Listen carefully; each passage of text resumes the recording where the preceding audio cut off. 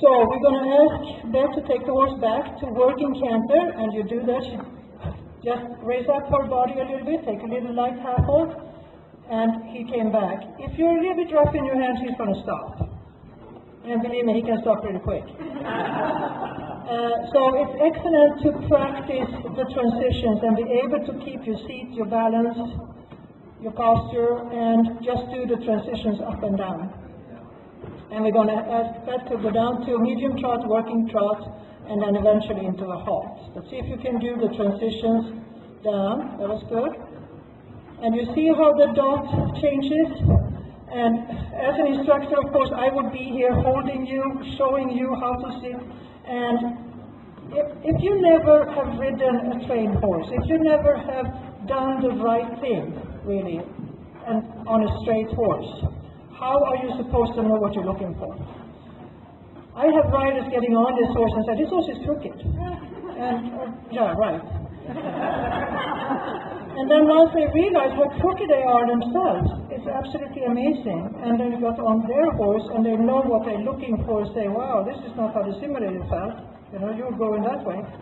I believe that we can save a lot of horses from lameness and from being angry and stupid and whatever.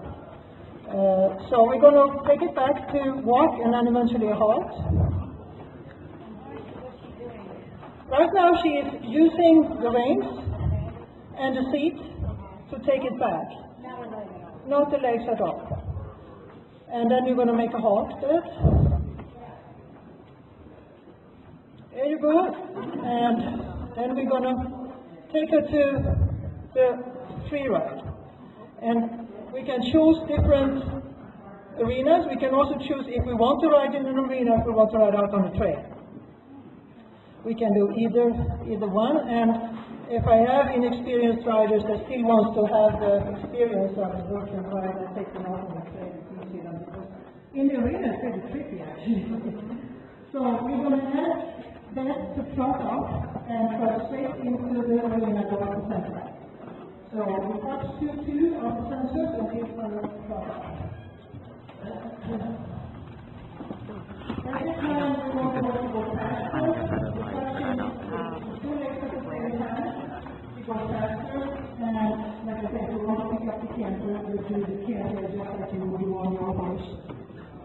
The horse also has a certain compact, so you can see him without doing this, that he goes, so you actually do a little bit all the time instead of doing big movements with your hand.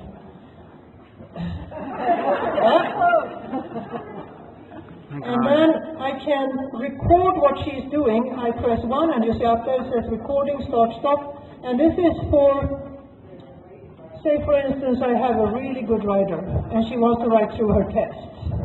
And she rides through her whole test, and then afterwards we can look at what she did.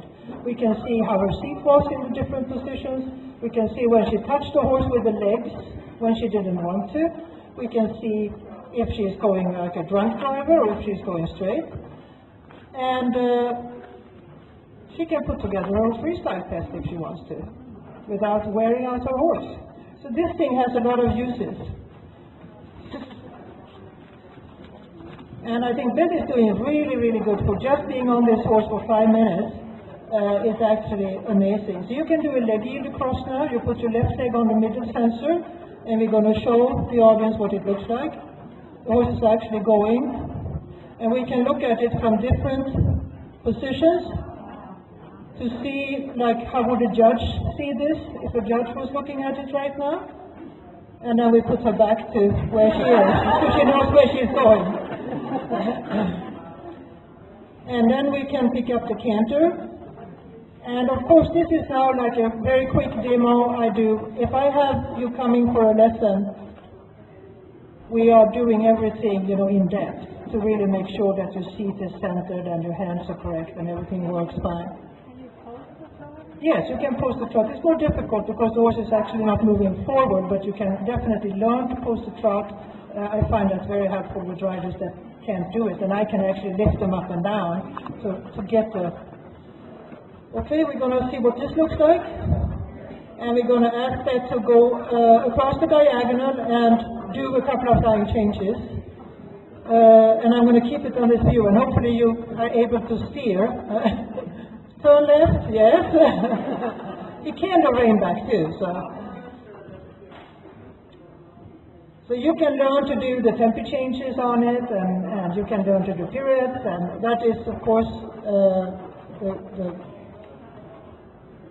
yeah. So just go across here, and then just turn left, and then just do a change to the right. So put your left leg on the last sensor. This one goes to left one. Now you see you kicked in the wrong way. Oops! Okay, you go back here, and then put this leg on, and turn right. Put this leg on back. There you change to the right. So you see, it is often when we get into a stressful situation, and we often do that with our horses, right? We give them a lot of different instructions. Stop, don't stop, go sideways, don't go sideways. And the horse gets all confused, and finally he just said, I don't care what you're telling me, because you're telling me a lot of different things, I'm not going to do anything. Or they get nervous.